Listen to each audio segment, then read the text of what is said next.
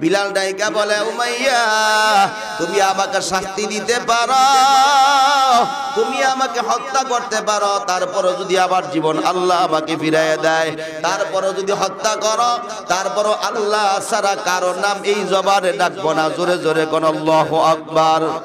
Umayya মক্কার নেতাদেরকে নিয়ে পরামর্শ করে বলতে লাগলো, আবু বিলাল দিয়ে কাজ শুরু করছি, তার দেখা দেখি মক্কার আরো গোলাম মুসলমান হয়ে যাবে, উল্টা পাল্টা মত শুরু করবে, মুহাম্মাদের দলের লোক হয়ে যাবে। বিলালকে এমন শাস্তি দেওয়া হোক যে শাস্তির কারণে বিলালের শাস্তি দেখা মক্কার কোন কাফের, কোন গোলাম যদি ইসলাম গ্রহণ করতে না পারে তাকে সেই সুযোগ দেওয়া হবে না। এই জন্য মক্কার কাফেররা পরামর্শ করে প্রজ্বলিত আংরা আগুনের মধ্যে জ্বালাই দিয়ে আংরা প্রজ্বলিত করে দিয়ে বিলালের হাত পা বাঁধিয়া বিলালকে ওই পাথরের উপরে দিয়া আংরার উপর দিয়া যখন শেষ চাইতে নেওয়া শুরু করলো, ইবনুল কাসিরের মধ্যে হচ্ছে বিলালের শরীরে রক্তগুলা, বিলালের শরীর থেকে রক্তগুলা আর তোলগুলা কসকস কসকস পড়ে। বিলাল শুধু আসমানের দিক তাকায়, শুধু ডাকে আহাদ আহাদ আহাদ বলে কান্দে। বিলালের আর কোনো আওয়াজ নাই। বিলালের হাতে পেরেক মারলো, পায়ে পেরেক মাইরা বিলালের বুকের মধ্যে বড় একটা পাথর চাপা দিয়ে রাখছি। বিলাল আসমানের দিক তাকায়, শুধু কান্দে আহাদ আহাদ বলে বিলাল কান্দে, আর কোনো আওয়াজ নাই।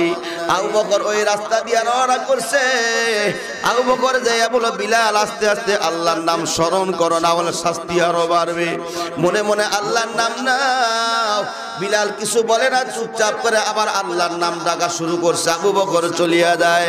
সন্ধ্যার সময় যাওয়ার সময় আবু বকর দেখতে পায় আল্লাহর পয়গম্বরের সাহাবী বিলাল মরুভূমির মধ্যে উচ্চ সুরে ডাকতে যায়, আহাদ আল্লাহু আহাদ বলে বলে কান্না করতেছি।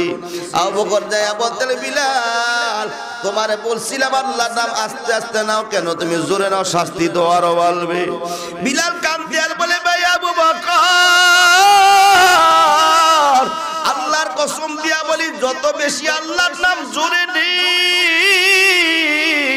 অত বেশি আমার সব কষ্টগুলো আমার কাছে দূর হয়ে যায়, আমার কষ্ট মনে হয় না।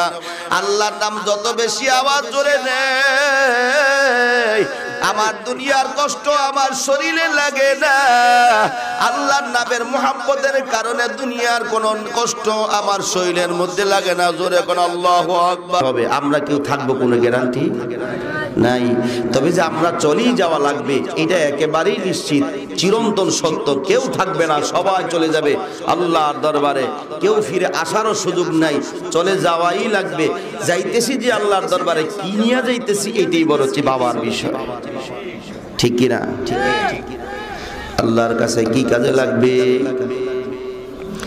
আল্লাহ বলে, তোর টাকাও আমি চাই না, লা নারযুকুকা লা নাসআলুকা রিজকা। আল্লাহর পয়গম্বরকে আল্লাহ জানাই দিলেন, পয়গম্বর আপনার কাছে আমি আল্লাহ রিজিক চাই না, রিজিক নাহনু নারযুকুকা, রিজিক তো আমি দেই, ঠিক কিনা? জোরে কোন। এরে আল্লাহর গোলাম, আপনার রিজিকের দায়িত্ব কার হাতে? জোরে জবান খুললা কই। আপনার হায়াত দেওয়ার মালিক কে? আপনার জীবন দেওয়ার মালিক কে? অসুস্থ করার মালিক কে? সুস্থ করার মালিক কে? যা কিছু দরকার সব কিছু কে দিয়া থাকে? জোরে বলুন। এনে আল্লাহর গোলাম, আল্লাহ যেহেতু সব দিয়া থাকে, সব কিছু আল্লাহ ব্যবস্থা করে দেয়। সেই আল্লাহ রাব্বুল আলামিন বলে, তোর কাছে আমি কিছুই চাই না, একমাত্র চাই তোমার মনটা কার জন্য, তোমার মনে কারে জায়গা দিছ, ঠিক কিনা? জোরে কর। এরে আল্লাহর গোলাম, আমরা মনের ভিতরে দুনিয়ার কাউকে জায়গা দেই না, কিন্তু জায়গা আমার অন্তরের ভিতরে আমার সন্তান।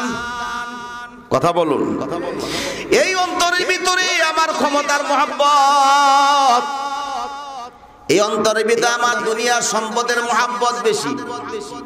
এই অন্তরের ভিতরে আমার দুনিয়া নিয়ে ব্যস্ত।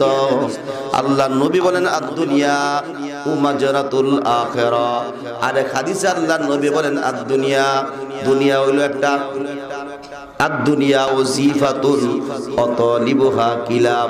আল্লাহর নবী বলেন দুনিয়া হলো জেফতের খাবারের মতো, এইটাকে যারা তালাশ করবে তারা হলো দুনিয়ার কুকুর। ওরে আল্লাহর গোলাম, দুনিয়া দিয়ে কেউ বড় হতে পারে না। বড় হইছে একমাত্র যার অন্তরের ভিতরে আল্লাহর মহব্বত বেশি, যার অন্তরে আল্লাহর ভালোবাসা বেশি, যার অন্তরের মধ্যে দুনিয়ার কারো জায়গা নাই, দুনিয়ার সন্তানের মহব্বত নাই, দুনিয়ার কারো মহব্বত তার অন্তরে না, শুধু একটাই ভালোবাসা, সেটা হলো আল্লাহর ভালোবাসা। এই অন্তরে শুধু একজনকে জায়গা দেওয়া চাই, সে হলো কে? আরো জোরে বলুন। এই জন্য আল্লাহ জানাই দিলেন ইয়াউমা লা ইয়ানফাউ মালুহু ওয়ালা বানুন। জোরে কোন আল্লাহু আকবার। কোরআন তাআলা শুনলে কি বলতে হয়? আল্লাহু আকবার বলে গুনাহ হবে না? আপনারা রাগ হইছেন? কোরআন তাআলা শুনলে কি বলবেন? ওয়া ইযা তুলিয়াত আলাইহিম আয়াতুহু যাদাতহুম ঈমানা। আল্লাহ জানাই দিলেন যখন কোরআন তেলাওয়াত হয়, যদি কেউ অন্তরে কান দিয়া শুনে তার ঈমানি পাওয়ার গুলা বেড়ে যায়। এই জন্য কোরআন তেলাওয়াত শুনলে কি বলবো? জোরে বলুন, কি বলবেন? এরে আল্লাহর গোলাম, কোরআন এমন একটা জিনিস, যে ব্যক্তি তেলাওয়াত শুনবে, যতক্ষণ শুনবে গুনাহ সগীরা মাফ হতে থাকবে। যতক্ষণ তেলাওয়াত শুনবে তোমার প্রতি অক্ষরে 10টা করে সওয়াব আমলনামায় জমা হবে। এরে আল্লাহর গোলাম, আপনি দুনিয়ার জমিন থেকে চলে যাওয়ার পর সঙ্গে কিছুই যাবে না, শুধু এই কোরআনই যাইবে। সুবহানাল্লাহ কর না। ক্বালান নবী সাল্লাল্লাহু আলাইহি ওয়াসাল্লাম ইযা ওয়াদাল মাইয়িতু ফি কবরিহি জাল কুরআনা ইনদা রাসি। আল্লাহর নবী বলেন, যারা কোরআনকে মহব্বত করলো, ভালোবাসলো, মৃত্যুর পর কোরআন মাথা বরাবর আইসা তার জন্য কবরে সুপারিশ করে। জোরে কোন আল্লাহু আকবার। এরে আল্লাহর গোলাম, দুনিয়ার জমিনে চিরকাল থাকার মতো সুযোগ কারো নাই, কেউ থাকতেও পারবে না। যেই সন্তানের জন্য এত পাগল, যেই বিবির হাসির জন্য তোমার নিজের জীবন বিসর্জন দিতে রাজি ছিলা, যেই বন্ধুর জন্য এত পেরেশান, যেই সন্তানের জন্য হালাল হারাম তুমি করে চলার সুযোগ পাও নাই, কিছুই কাজে আসবে না, কোনো উপকার হবে না। একমাত্র আল্লাহকে সঙ্গী বানায়া কবরে যাওয়া ছাড়া বিকল্প কোনো রাস্তা নাই, ঠিক কিনা? ইয়াউমা লা ইয়ানফাউ মালুহু ওয়ালা বানুন ইল্লা মান আতাল্লাহ।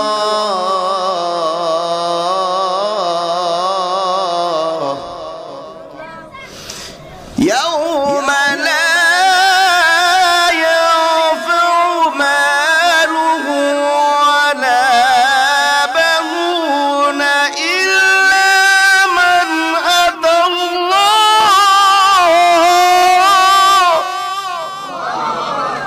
ইল্লা মান আতাল্লাহ বিকলবিন সালিম।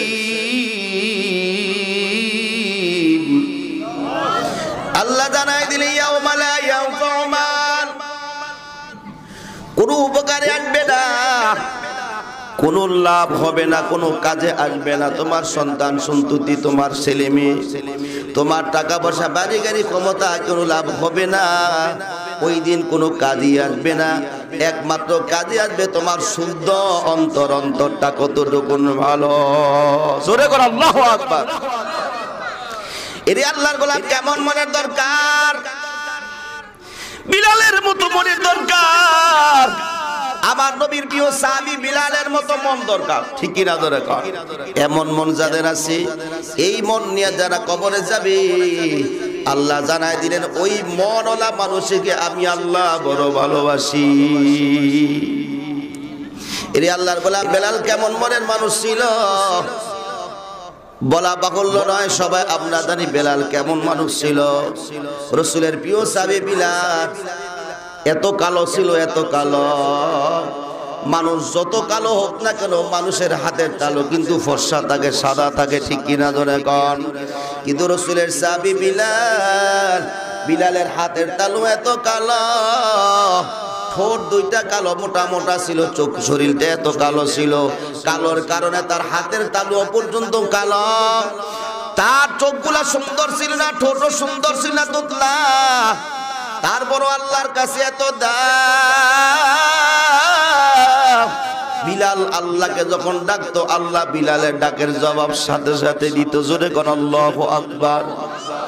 আল্লাহর পয়গম্বর বলে, বিলাল মিরাজ করতে যাওয়ার পর আমি যখন রফ রফ দিয়ে আল্লাহর আরশ আজিমের দিক রওনা করলাম, এত স্তব্ধতা ছিল, ভয়ের কারণে আমি নবীর অন্তরের মধ্যে ভয় কম্পন শুরু হয়ে যায়।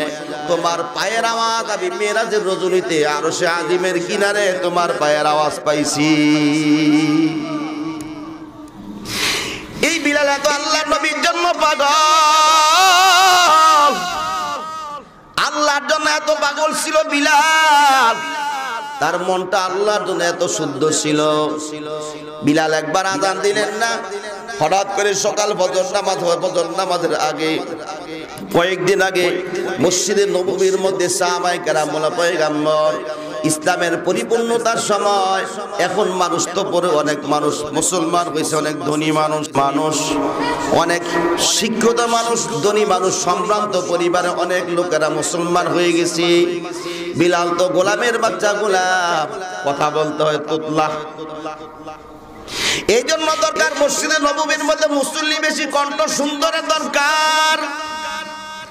ওগো পয়গম্বর, বিলালকে পরিবর্তন করে নতুন মুয়াজ্জিন নিয়োগ দেন।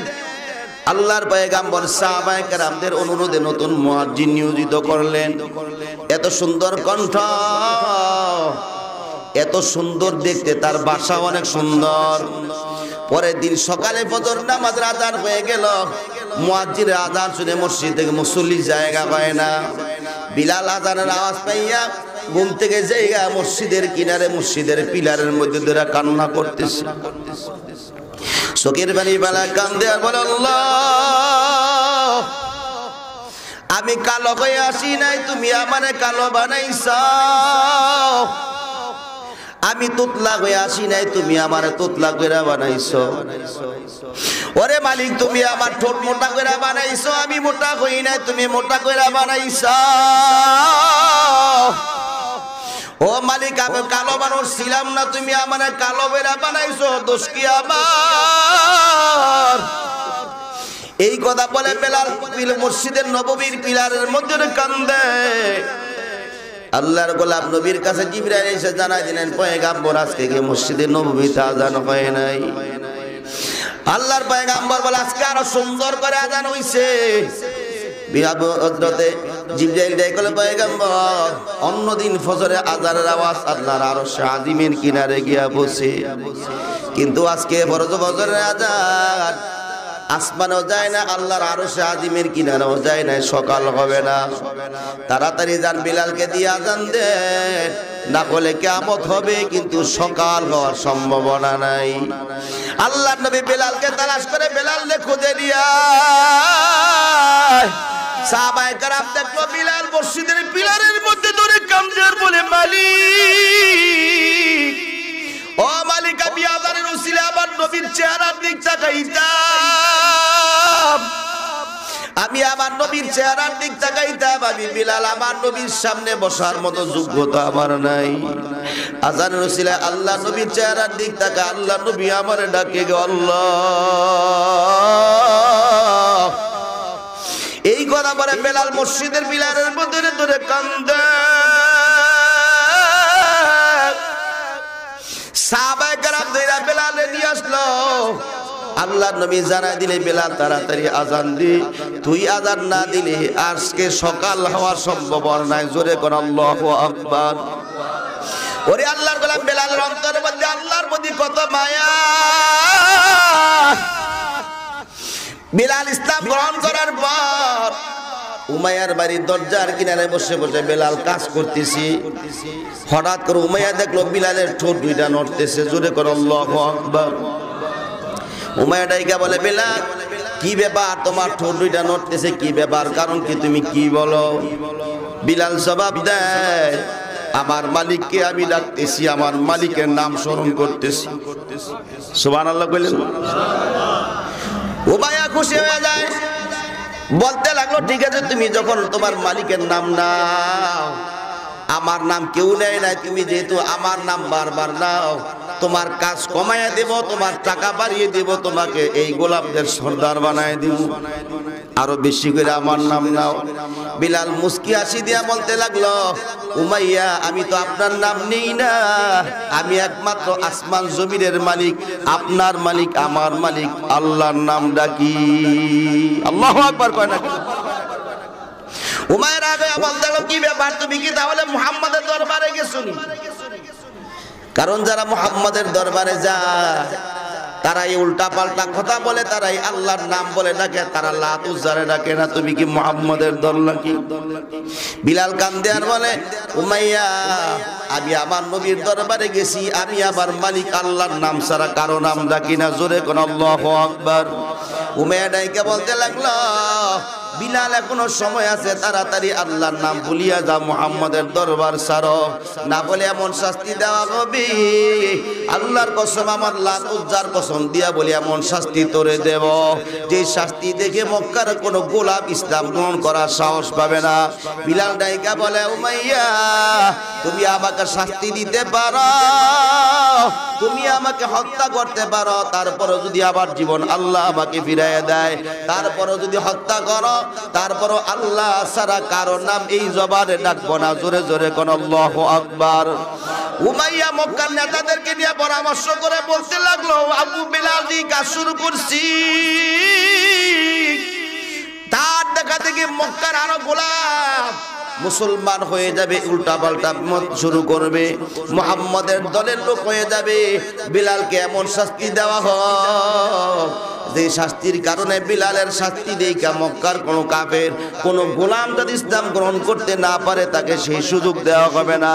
এই জন্য মক্কার কাফেররা পরামর্শ করে প্রজ্বলিত আংরা আগুনের মধ্যে জ্বালাই দিয়ে আংরা প্রজ্বলিত করে দিয়ে বিলালের হাত পা বাঁধিয়া বিলালকে ওই পাথরের উপরে দিয়া আংরার উপর দিয়া যখন শেষ চাইতে নেওয়া শুরু করলো, ইবনুল কাসিরের মধ্যে হচ্ছে বিলালের শরীরের রক্তগুলা, বিলালের শরীর থেকে রক্তগুলা আর তোলগুলা কসকস কসকস পড়ে। বিলাল শুধু আসমানের দিক তাকায়, শুধু ডাকে আহাদ আহাদ আহাদ বলে কান্দে। বিলালের আর কোনো আওয়াজ নাই। বিলালের হাতে পেরেক মারলো, পায়ে পেরেক মাইরা বিলালের বুকের মধ্যে বড় একটা পাথর চাপা দিয়ে রাখছি। বিলাল আসমানের দিক তাকায়, শুধু কান্দে আহাদ আহাদ বলে বিলাল কান্দে, আর কোনো আওয়াজ নাই। আবু বকর ওই রাস্তা দিয়ে রওনা করছে। আবু বকর যাইয়া বলো, বিলাল আস্তে আস্তে আল্লাহর নাম স্মরণ করো, না বলে শাস্তি আরো বাড়বে। মনে মনে আল্লাহর নাম নাও। বিলাল কিছু বলে না, চুপচাপ করে আবার আল্লাহর নাম ডাকা শুরু করছে। আবু বকর চলিয়া যায়। সন্ধ্যার সময় যাওয়ার সময় আবু বকর দেখতে পায় আল্লাহর পয়গম্বরের সাহাবী বিলাল মরুভূমির মধ্যে উচ্চ সুরে ডাকতে যায়, আল্লাহু আহাদ বলে বলে কান্না করতেছি। আবু বকর যায়া বলতে, বিলাল তোমারে বলছিলাম আল্লাহর নাম আস্তে আস্তে নাও, কেন তুমি জোরে নাও, শাস্তি তো আরো বাড়বে। বিলাল কান্দে আর বলে, ভাই আবু বকর আল্লাহর কসম দিয়া বলি, যত বেশি আল্লাহর নাম জোরে নেই, অত বেশি আমার সব কষ্টগুলো আমার কাছে দূর হয়ে যায়, আমার কষ্ট মনে হয় না। আল্লাহর নাম যত বেশি আওয়াজ জোরে নেই, আমার দুনিয়ার কষ্ট আমার শরীরে লাগে না। আল্লাহর নামের মুহাব্বতের কারণে দুনিয়ার কোন কষ্ট আমার শরীরের মধ্যে লাগে না। জোরে কোন আল্লাহু আকবার। ও ভাই আবু বকর, আমার নবীর গিয়া সালাম দিবার বলবা, পয়গম্বর আপনার বেলাল যদি শহীদ হয়ে যায়, কিয়ামতের ময়দানে যখন আপনি জামাত বন্দী হইয়া জান্নাতে যাবেন, আপনার উম্মতদেরকে নিয়ে জান্নাতে রওনা করবেন, আল্লাহর কসম দিয়া বলি, আমি বিলালকে সারা যাতে আল্লাহর নবী জান্নাতে না যায়। জোরে কোন সুবহানাল্লাহ। আবু বকর গিয়ে আল্লাহর নবীরে জানাই দিলেন, পয়গম্বর বিলালের করুণ অবস্থা। আল্লাহর নবী বিলাল আবু বকরকে জানাই দিলেন যে আবু বকর, বিলালকে যে কিনে খরিদ করে আজাদ করে দিবা, আল্লাহ তাকে জান্নাতের মালিক দিবে, মালিক বানাই দিবে। জোরে কোন সুবহানাল্লাহ। আবু বকর ডাবল টাকা দিয়ে কেনার জন্য টাকা সংগ্রহ করলেন। আল্লাহ নবী আবু বকরকে ডাইকা বলে, আবু বকর তুমি একলা কিনবা না, আমার বিলালকে কেনার জন্য আমি নবী সাধ্য অনুযায়ী টাকা দিলাম, যাতে কিয়ামতের ময়দানে আল্লাহর আদালতে দাঁড়িয়ে আমি বলতে পারি, আল্লাহ আপনার বেলালকে কেনার জন্য আমি নবীও সাধ্য অনুযায়ী অংশগ্রহণ করছি। জোরে কোন সুবহানাল্লাহ। এই ছিল বিলাল। বিলালের অন্তরের মধ্যে আল্লাহর মুহাব্বত বেশি, আল্লাহর ভালোবাসা থাকার কারণে আল্লাহ নবী বলেন, বিলালকে কেনার জন্য আমি নিজেও টাকা দিলাম, আল্লাহর আদালতে যাতে কিয়ামতের ময়দানে বলতে পারি, আপনার বেলালকে কিনতে যাইয়া আমি নিজে নবীও অংশগ্রহণ করছি। জোরে কোন সুবহানাল্লাহ। ভাইরা আমার, এই বিলালের মতো মন যাদের, তাদের মনটা কি বলা হয়? বিকলবিল সালিম।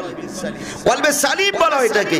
এই কলবে সালিম নিয়ে কবরে যাইলে কোনো শান্তির অশান্তির কোনো কারণ নাই, চিন্তার কোনো কারণ নাই। জোরে কোন সুবহান।